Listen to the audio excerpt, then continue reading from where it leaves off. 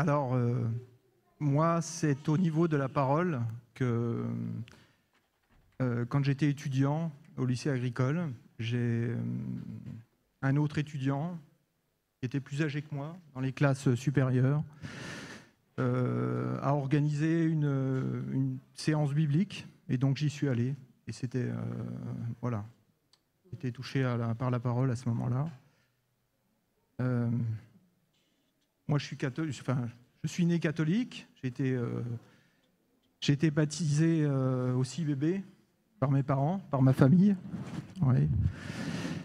Et mais quand on se retrouvera devant Dieu, il n'y aura pas de catholiques, pas de musulmans, pas de protestants. Voilà. Donc,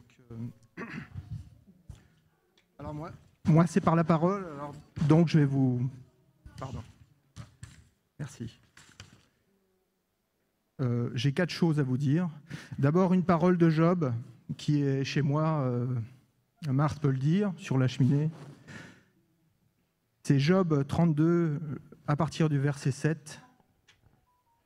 Je me disais, l'âge parlera, le nombre des années enseignera la sagesse.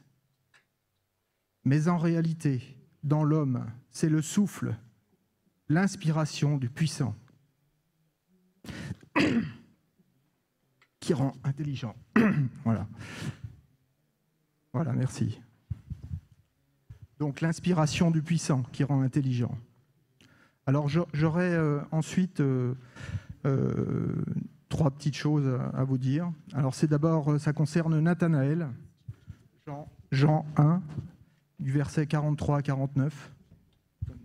Merci.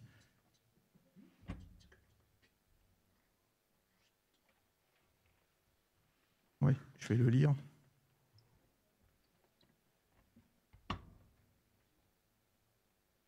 J'en ai pas pour longtemps. Jean 3, c'est bien ça. Jean 1, pardon, c'est au début. Voilà. C'est là. Jean 1, verset 43-49. Hop. 40. Jean 1, 43-49. Le lendemain, Jésus décida de partir pour la région de Galilée. Il rencontra Philippe et lui dit « Suis-moi ». Philippe était de Bethsaïda, la localité où vivaient André et Pierre. Ensuite, Philippe rencontra Nathanaël et lui dit « Nous avons trouvé celui dont Moïse a parlé dans le livre de la loi et dont les prophètes aussi ont parlé.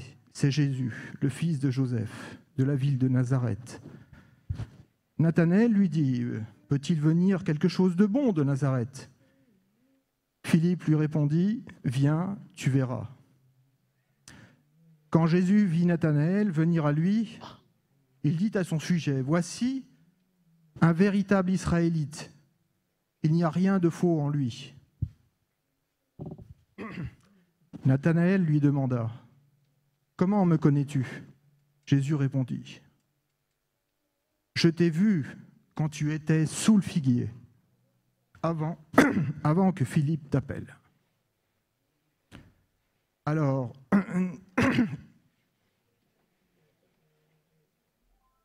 je digère l'Esprit Saint. Maître, tu es le Fils de Dieu, tu es le roi d'Israël. Alors j'ai cherché à savoir ce que c'était, ce que ça voulait dire être sous le figuier. Et en fait, le figuier est un arbre de la Genèse, l'arbre du bien et du mal. Et en fait, quand on est sous le figuier, c'est quand on étudie la Bible, quand on étudie le bien et le mal. Et donc, Jésus a tout simplement déclaré à Nathanaël qu'il était derrière lui quand il lisait la Bible. Donc, quand on lit la Bible, Jésus est derrière nous.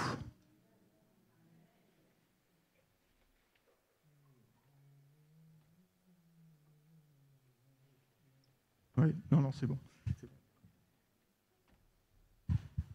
Alors ensuite, Lazare et le riche, dans Luc 16, 19 à 30.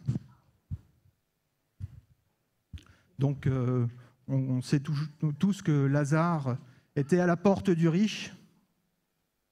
Il aurait bien aimé manger les miettes qui tombaient de la table du riche, mais le riche lui a jamais passé la porte pour lui donner.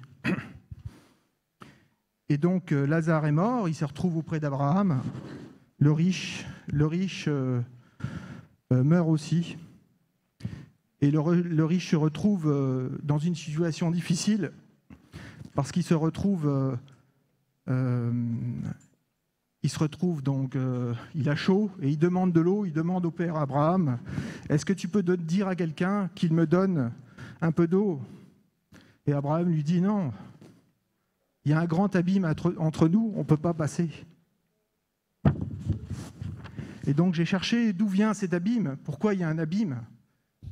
Et en fait, l'abîme, il a été créé par le riche lui-même qui n'a pas franchi le cap, qui n'a pas traversé au début quand ils étaient vivants, quand ils se connaissaient, il était là, juste au pied. Donc l'abîme, on le fait maintenant, ou on l'enlève maintenant. Ensuite, c'est la femme adultère. Je change de texte. La femme adultère. Ce qui m'impressionne dans ce texte, donc cette femme qui aurait trompé son mari et que tout le monde voulait lapider. Et donc, on demande à Jésus, mais pourquoi elle a péché, donc on va la lapider. Et puis Jésus, lui, il regarde par terre, il la condamne même pas. Et donc voilà, ce que je voulais dire, c'est que Jésus ne condamne pas, il condamne personne, mais il est venu seulement accomplir. Voilà, pour sauver. Voilà.